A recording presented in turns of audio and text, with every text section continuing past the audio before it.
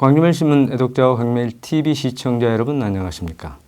호남적 최초로 인터넷 TV를 개국한 광주매일신문이 기획특집으로 지역 여성 경제인의 권익 향상에 앞장서고 있는 이숙희 광주여성경제인협회 광주재장을 초청 토크앤 대담 자리를 마련했습니다. 오늘 토크앤 대담에서는 오직 한 길을 걸으며 지역 여성기업 육성에 심혈을 기울이고 있는 이숙희 회장의 경영 철학과 회사 비전, 그리고 여성 경제핀을 이끌어가는 남다른 각오와 청산을 들어보는 귀한 시간이 될 것입니다. 반갑습니다. 먼저 한국여성경제인협회 광주지회를 소상하게 설명 좀 해주시죠. 네, 한국여성경제인협회는 지금부터 17년 전인 1999년에 여성기업 지원에 관한 법률 제13조에 의해 중소기업청으로부터 설립된 특수법인입니다. 역사를 보면은 1977년에 당시에 상공부가 여성경제실업인협회로 만들어졌고 이후에 1980년에 한국여성경제인연합회로 개칭이 되었습니다. 그리고 1999년 6월 14일에 그야말로 법정단체의 창립총회를 갖게 된 것입니다. 그리고 지금 현재 우리가 하고 있는 일들은 여성의 창업과 여성기업의 경영활동, 그리고 판로 지원, 여성기업 지원을 위한 다양한 업무를 수행하고 있습니다.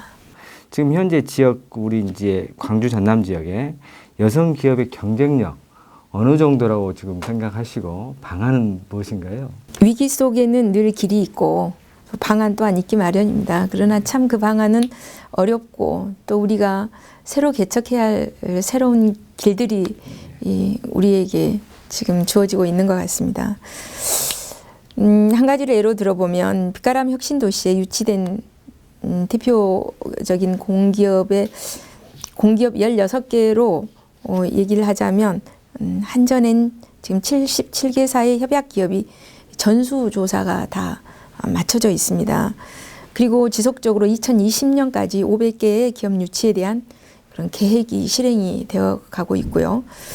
우리 여성 기업은 이런 환경을 적극적으로 활용을 해야만 합니다. 또 어찌 보면 우리가 하늘이 주신 기회일 수도 있습니다. 우리는 이것을 모멘텀으로 큰 기회로 살려야 하고요. 특히나 여성 투자 기업들 간의 긴밀한 네트워크를 통한 서로 상생의 비즈니스 환경, 이것은 꼭 만들어 나가야 한 절대절명의 과제로 되고 있습니다.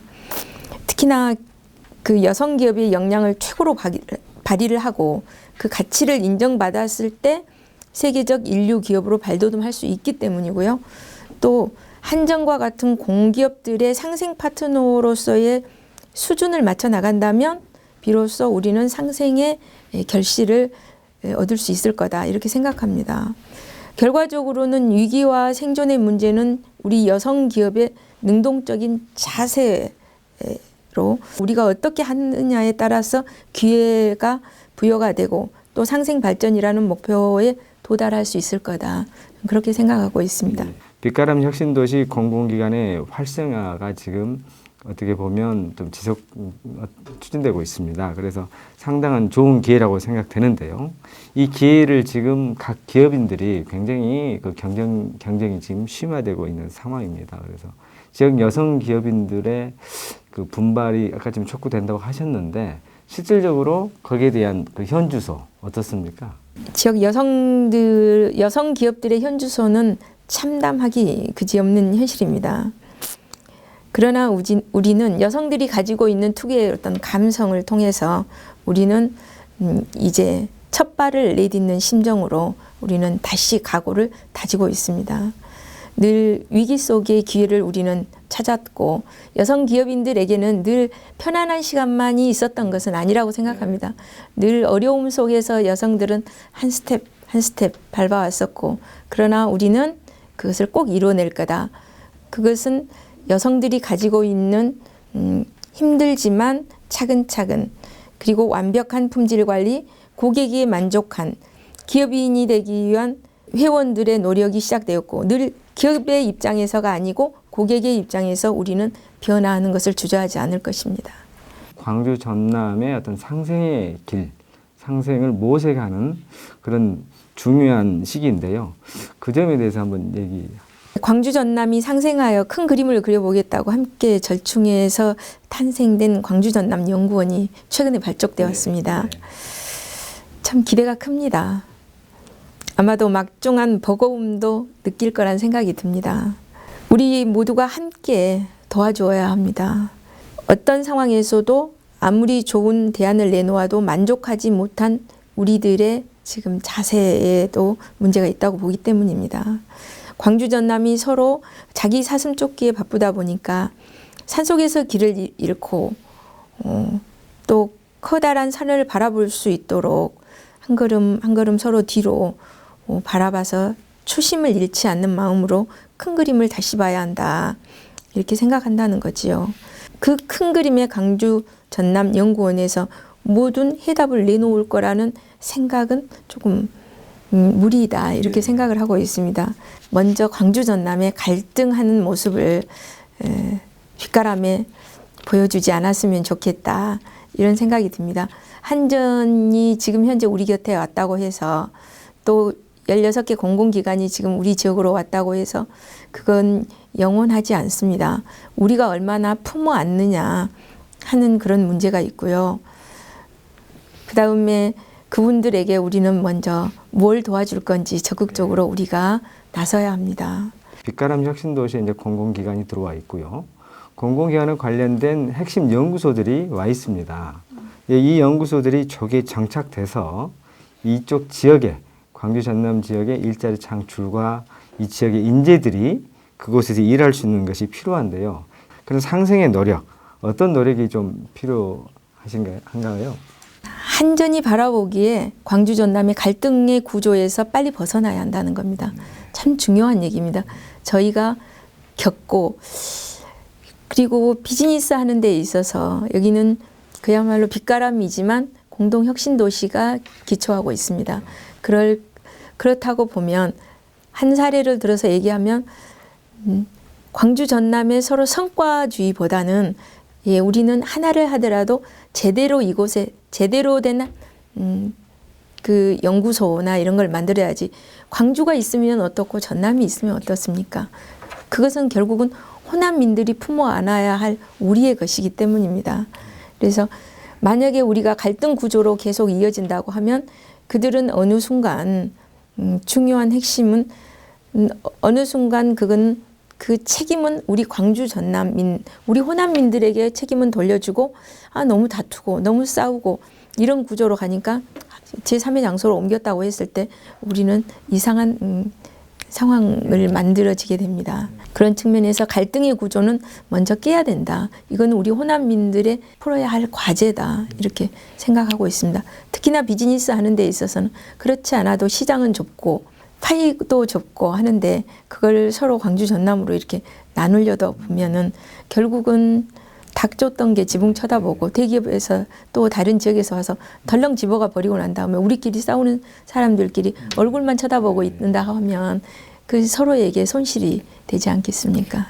그 얘기는 그 광주 전남이 먼저 손을 내밀고 그 공공기관이나 공공기관 연구소가 필요한 부분을 지역 차원에서 먼저 채워줘야 된다는 그런 얘기이네요. 예, 그렇습니까? 그렇습니다. 특히나 지금 인재들이 저희도 연구소를 운영하고 있지만 핵심 연구소장은 서울에서 와 있습니다.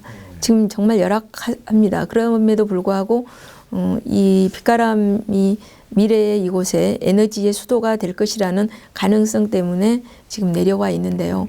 가족들끼리 떨어져 있고 아이는 어리고 고급 두뇌는 아직 젊으니까요. 그러면 인재는 우리가 어떻게 관리해야 될 건지, 정말 큰 그림에서 우리 지자체나 또 우리 지역민들은 이들에게 뭐를 정말 가족들이 이렇게 이전할 수 있도록, 이사할 수 있도록 그런 것들을 좀 마련해서 그 고급 인력들, 각 회사의 고급 인력들을 전수조사하시면 지역이 나옵니다. 그런 분들에게는 좀 뭔가 어드밴테이지를 줘야 되지 않을까, 이런 생각을 해봅니다.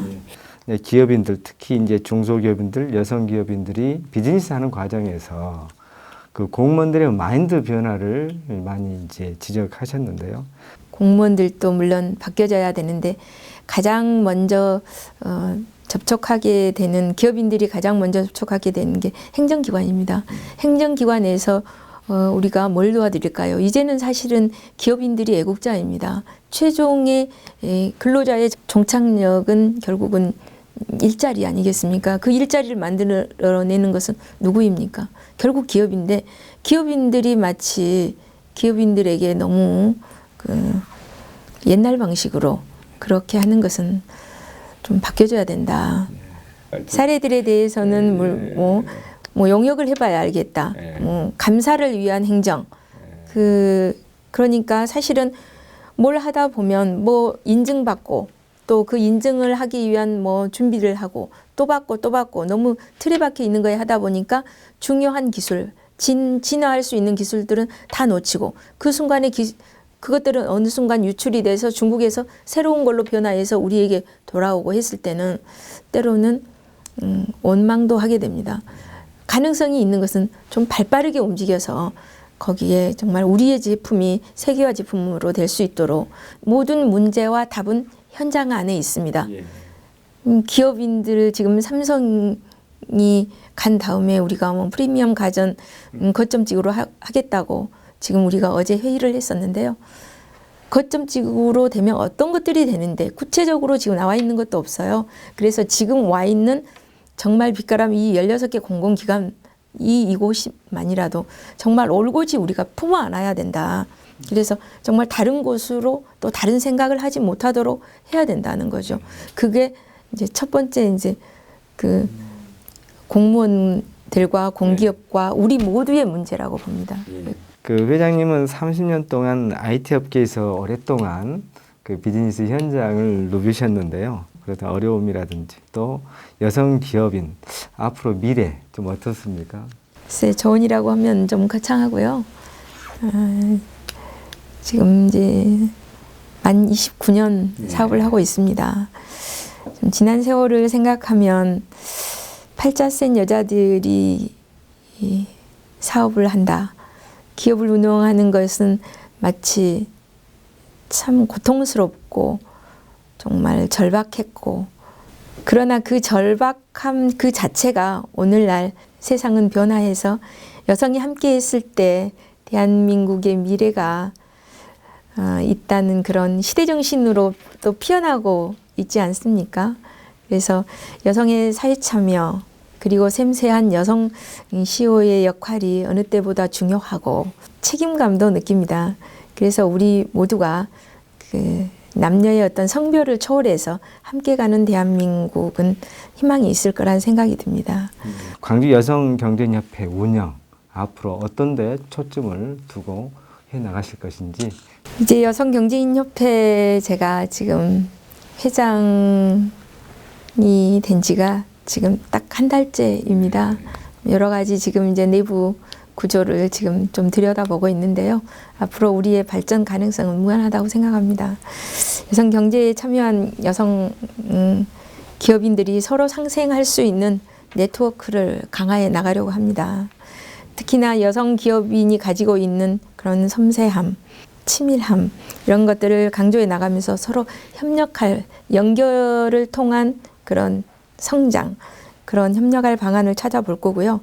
특히나 에너지 공기업인 한전과 상생할 수 있는 에너지 분야의 협력 방안을 좀 더 폭넓게 마련해 보려고 합니다.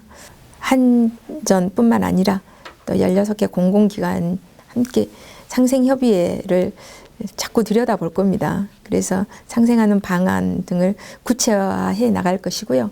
특히 이 지자체와는 다른 공기업과도 이런 사확장 방안이 있는 건지 더 크게 강구하고 여성 기업들 간의 협력 네트워크 그 하나의 사업 모델이 되는 사례를 저희가 먼저 에너지 사업 분야에서 한번 찾아볼까 하는 생각이 듭니다. 그래서 꼭 에너지 분야뿐만이 아니라 말은 에너지 분야이지만 자꾸 연결합니다. 연결해서 우리들끼리의 그러면 500개 기업이 온다고 하면 거기에서 또 연결을 통한 또 새로운 비즈니스가 만들어지게 됩니다. 그리고 우리 이 회장님은 개인적으로도 최근에 또 좋은 일을 많이 하셨어요. 최근에 고액 기부자로도 등재도 되시고 평소에 뭐 이런 나눔 운동 이런 데 소신을 어떤 소신을 좀 갖고 계신지요? 죽기 전에 해야 할 일들을 몇 가지 체크해 놓은 게 있습니다. 그 중에 하나가 아노소사이어트 한번 해보자. 그런데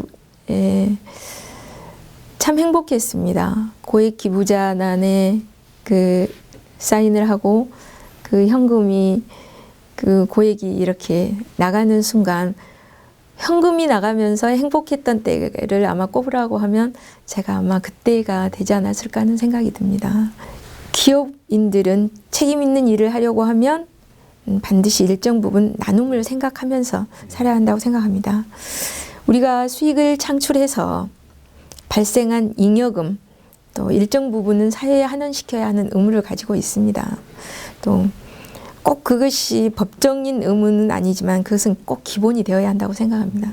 그래서 개인적으로 제가 부자가 절대 아닙니다.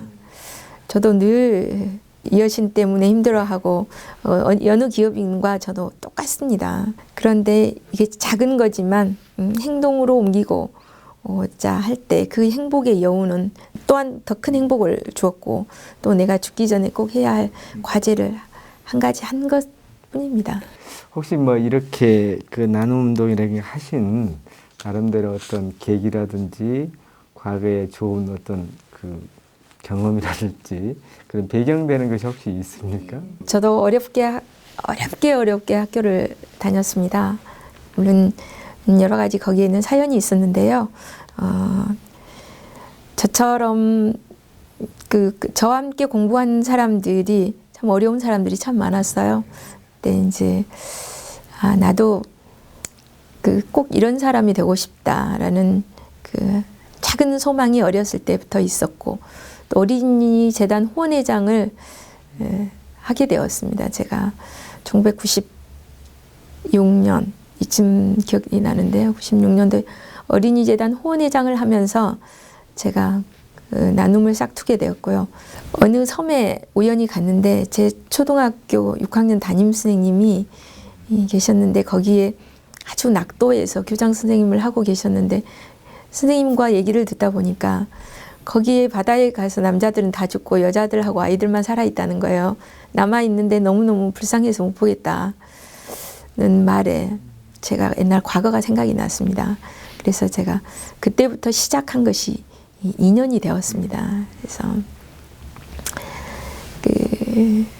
나눔 기부가 꼭 나눔의 기부라는 말이 좀 부끄럽지만 함께 한다. 그래서 누군가는 거기서 또 꿈을 가질 거다. 그래서 꿈은 새롭게 또 순환하면서 그들은 또 누구에겐가 또 새로운 꿈을 줄 것이고 작은 정성을 통해서 누군가가 자라서 새로운 꿈을 가졌을 때 저는 그게 큰 보람이었다. 여성 기업인으로서 지금까지 이렇게 쭉 이제 어떻게 보면 성공의 길까지 왔습니다. 근데 이제 후배를 또 있지 않습니까? 또 지역에 남아있는 미래 세대들에게도 이제 그 좋은 한마디 말씀이 좀 필요할 것 같습니다. 한마디 해주시죠. 여성 기업인 여러분, 그리고 새롭게 창업을 앞두고 계신 예비 창업자 여러분, 말처럼 쉽지 않는 여성 기업인들은 이미 특별한 삶을 선택해서 살고 있습니다. 그러나 각 회사가 경쟁력에서 1등을 넘어서 인류로 인정받았을 때 생존에서 성장으로 진화될 것이고 도전을 하고자 하는 여성들은 이제 너무 주저하지 않아도 됩니다. 제도가 많으니 용기와 아이디어 그리고 사람에게 투자한다면 분명 성공할 수 있습니다. 여러분 성공을 확신합니다. 여러분 화이팅! 지금까지 이숙희 한국경제협회 광주지회장을 초청, 경영철학과 회사 비전, 여성경제협회 운영 청사진을 들어봤습니다. 지역의 경제 CEO가 전해주는 경제 메시지는 지역 경제에 시사하는 바가 클 것입니다. 앞으로도 광주메일TV가 진행하는 토큰 대담에 시청자 여러분의 관심과 사랑을 부탁드립니다. 감사합니다.